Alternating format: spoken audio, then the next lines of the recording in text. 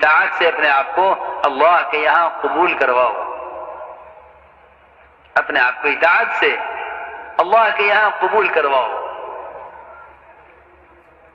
کہ اس سب کی بنیاد اطاعت پر ہے، اس سب کی بنیاد اطاعت پر ہے، اور انبیاء علیہ السلام کو بھیجا گیا ہے اطاعت کے لیے۔ وما ارسلنا من رسول الا لیطاع باذن اللہ، کہ اللہ کے حکم سے بھیجے گئے ہیں اطاعت کے لیے، کہ نبی کی اطاعت کی جاوے۔ اس لیے اطاعت کا امتحان آئے گا سخت، یہ امتحان اوپر سے چل رہا ہے، آدم علیہ السلام سے، پھر انبیاء علیہ السلام کا، پھر صحابہ کرام کا، کہ ہمارے حکم کو کتنا مانتے ہیں۔ سنو دھیان سے، کہ ہمارے حکم کو کتنا مانتے ہیں۔ سنو، اطاعت میں جو رکاوٹ پیش آتی ہے،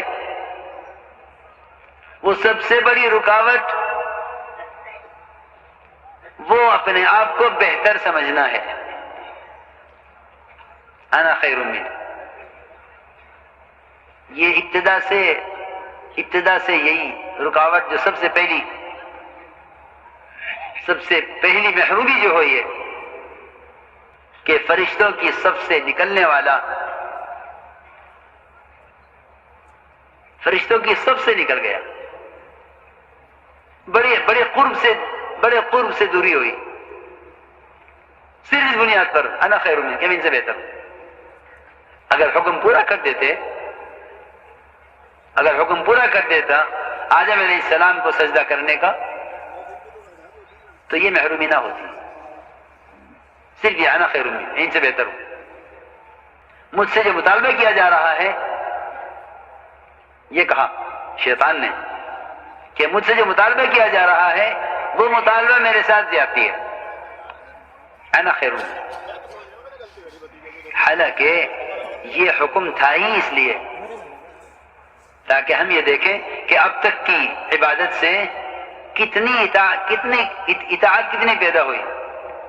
یہ میں ضروری عبادت کر رہا ہوں، اب تک کی عبادت سے کتنی اطاعت پیدا ہوئی،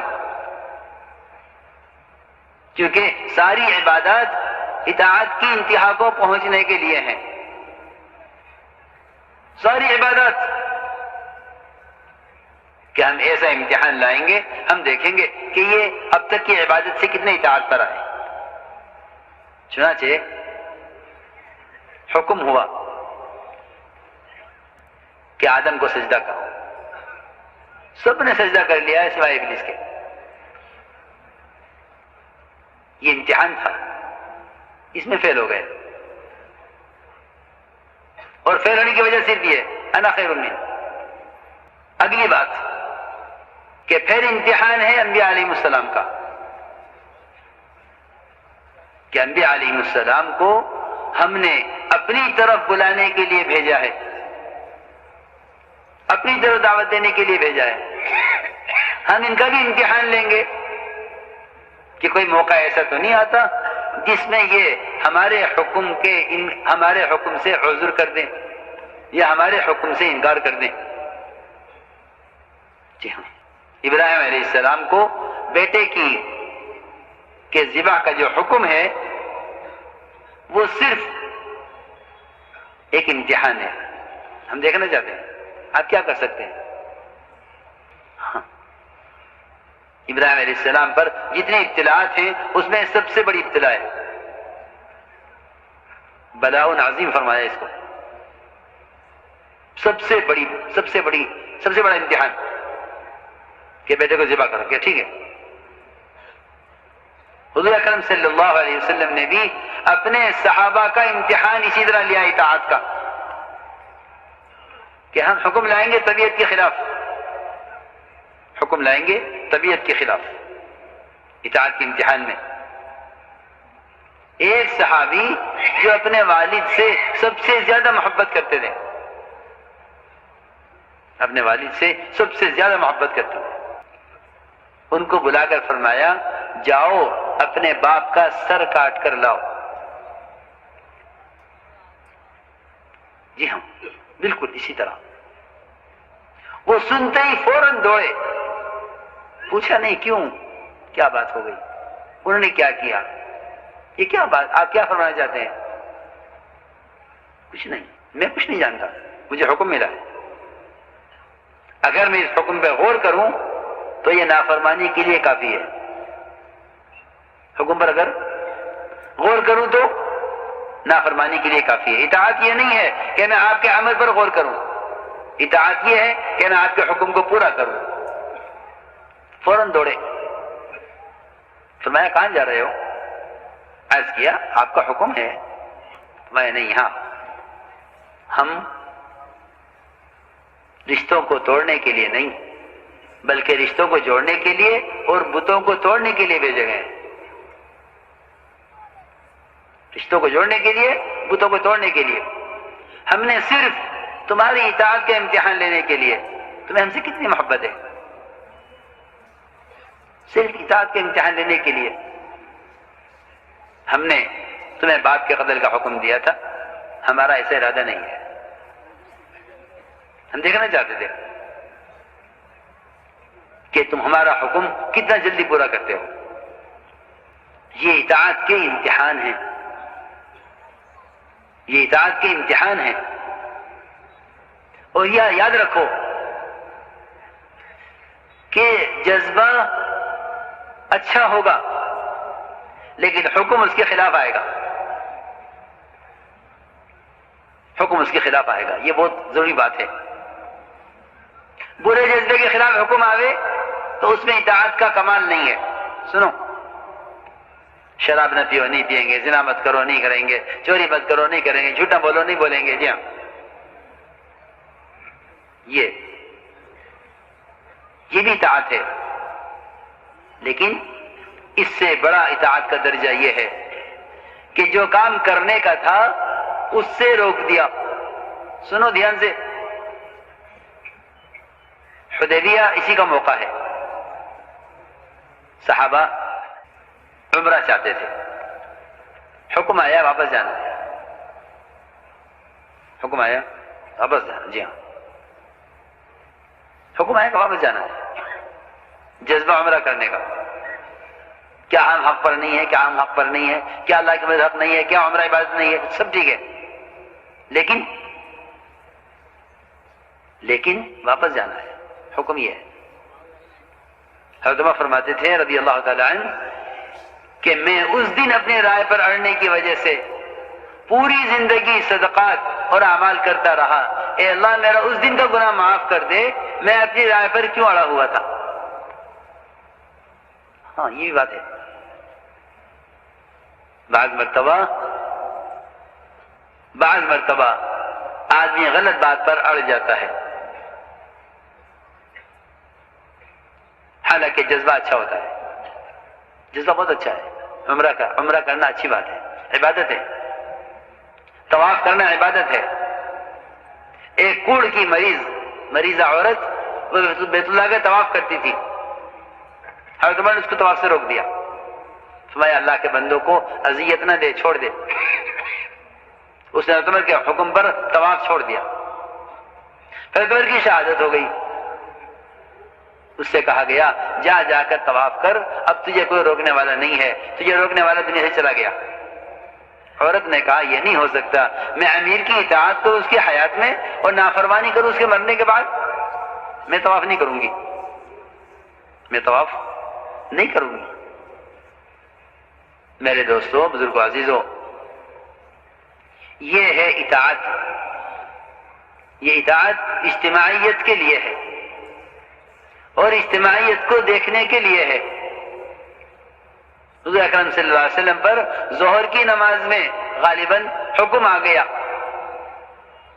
کہ آپ اپنا رخ بیت المقدس سے بیت اللہ کی طرف پھیر لیجئے۔ ہاں سنو، یہ نہیں ابھی تو نماز ہو رہی ہے، عصر سے پڑھ لیں گے ادھر۔ حکم کی تعمیل میں تاخیر یہ نافرمانی ہے۔ ہم دیکھنا چاہتے ہیں نماز میں صحابہ گھوم گئے آپ کے ساتھ ساتھ، کیوں کیا؟ ہم دیکھنا چاہتے ہیں من یتبع الرسول ممن ينقلب علی عقبیہ، ہم دیکھنا چاہتے ہیں کون نبی کے ساتھ اطاعت پر ہے اور کون انکار کرتا ہے۔ جی ہاں، تحویل قبلہ، اجتماعی طور پر اطاعت کو دیکھنے کے لیے یہ مثالیں ہیں۔ آپ کو بات مشکل پڑ رہی ہوگی، لیکن میرا مقصد عرض کرنے کا یہ ہے کہ امت کی اجتماعیت اس اطاعت کی سطح اس معیار کے ساتھ ہے۔ اطاعت یہ ہے، یہ اطاعت کے واقعات ہیں کہ اپنے آپ کو پابند کیا جائے۔ کس کا؟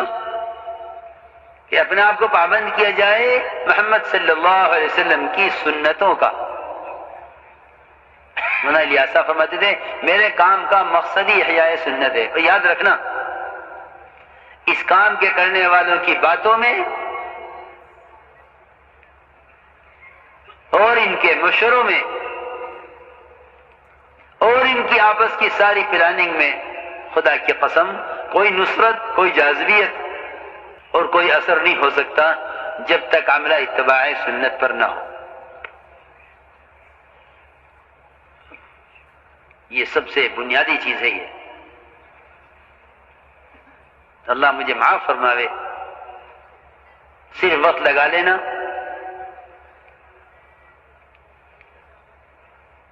مقصد کو چھوڑ کر پھرنا ہے، اس میں کوئی شک نہیں ہے کہ پھرنا مستقل امر ہے، اس میں کوئی شک نہیں ہے۔ اور یہ پھرنا یہ کسی کورس کو پورا کرنے کے لیے نہیں ہے، یہ مستقل امر ہے، دین مستقل امر ہے، دین مستقل امر ہے اور نفر مستقل امر ہے۔ ہاں، نفر مستقل امر ہے اللہ کا، پھرنا مستقل امر ہے، لیکن اس سے مقصود اتباع سنت ہے۔ جتنا زیادہ سے زیادہ اتباع سنت ہوگا کام کرنے کیونکہ اللہ تعالیٰ نے جس رعب سے آپ کی مدد کی ہے وہ رعب سنتوں میں قیامت تک کے لیے رکھ دیا ہے۔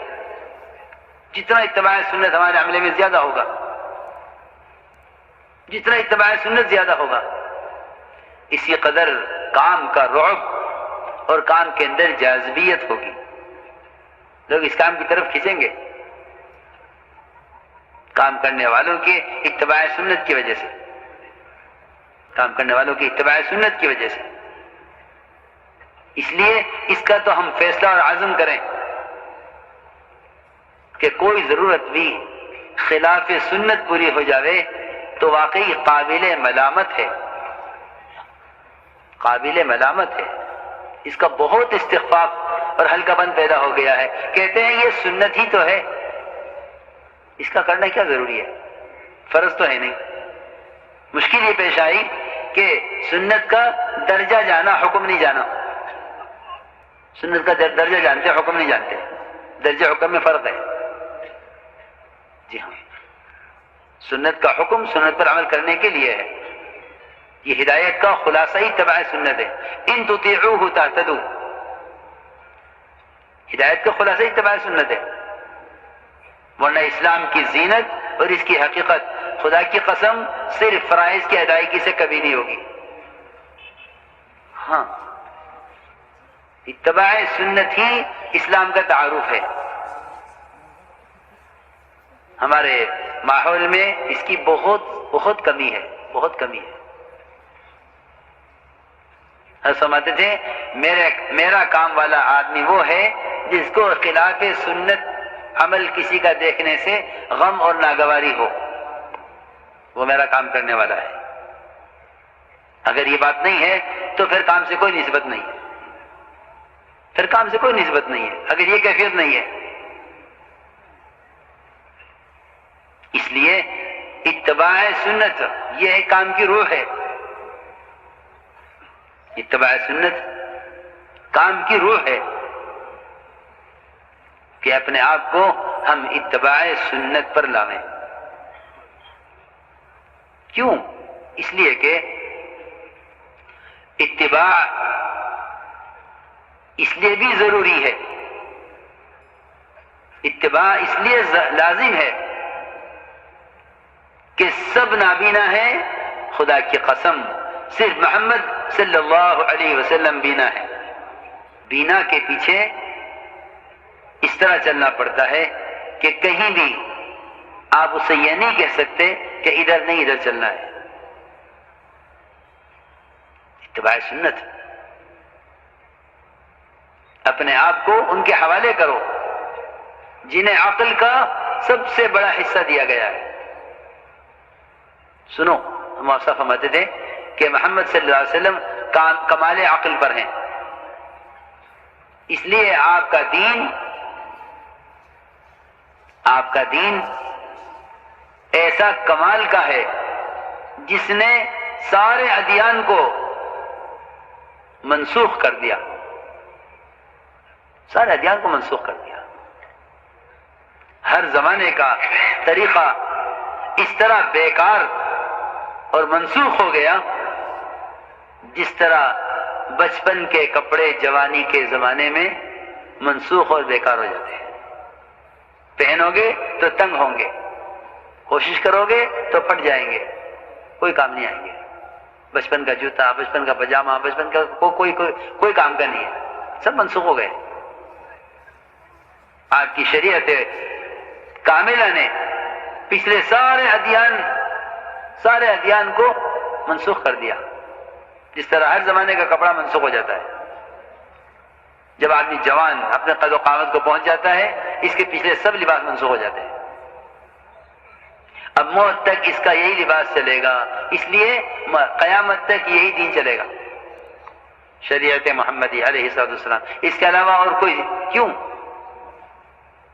آپ کی امامت نے اور آپ کے خاتم الانبیاء علیہ السلام ہونے میں موت تک کے لیے، قیامت تک کے لیے طے کر دیا ہے کہ اس امت کے بعد کوئی امت نہیں اور آپ کے بعد کوئی نبی نہیں. آپ تو کمال عقل پر ہیں. میں پڑھ رہا تھا فتح العزیز، شاہ عبد العزیز محدث دہلوی کی تفسیر ہے فتح العزیز. اس میں ما انت بنعمت ربک بکاہن ولا مجنون، اس آیت کے ذیل میں شاہ صاحب نے ایک روایت نقل کی ہے، اس میں فرمایا کہ اللہ رب العزت نے عقل کو پیدا کیا،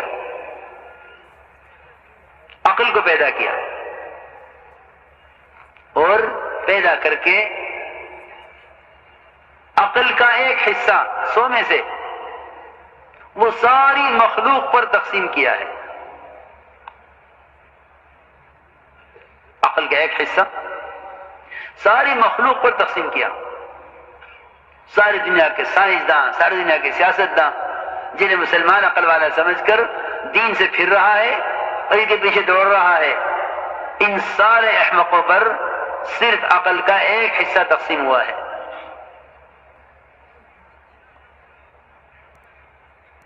اور یہاں یہ تقلیل بالکل عدم کے لیے ہے، یہ بتانے کے لیے نہیں ہے کہ ان کے پاس عقل کم ہے، ان کے پاس زیادہ ہے. بالکل خدا کی قسم یہ بات نہیں ہے.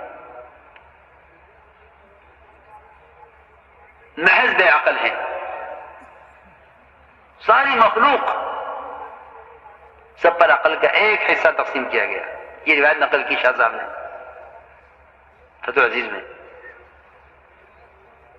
اور 99 عقل کے حصے تنہا محمد صلی اللہ علیہ وسلم کو دیے گئے. 99 حصے عقل کے. اس سے بڑا بے عقل کون ہوگا جو یہ کہے کہ اس سنت کی کیا ضرورت ہے، اس سنت کی کیا حکمت ہے. تو تابع ہے ان کے جن کو اللہ نے عقل کے 99 حصے دیے ہیں. تو یہ رخ پھیرنا پڑے گا ان سب سے جن پر عقل کا ایک حصہ 100واں حصہ تقسیم ہوا ہے. آپ اندازہ کرو کس کے حصے میں کتنی عقل آئی ہوگی. جی ہاں معدوم ہے، معدوم. جی ہاں کسی کے پاس عقل نہیں ہے. ان پر حضور اکرم صلی اللہ علیہ وسلم کی سنتوں کی حکمتیں اگر مادی نقشہ میں اور سائنس سے بڑھ کر کھل جائیں تو یہ کون سی کمال کی بات ہے، یہ کون سے کمال کی بات ہے. اس لیے میرے دوستو عزیزوں اتباع سنت پر آؤ. مولانا صاحب فرمائے میرے کام کا مقصد احیاء سنت ہے.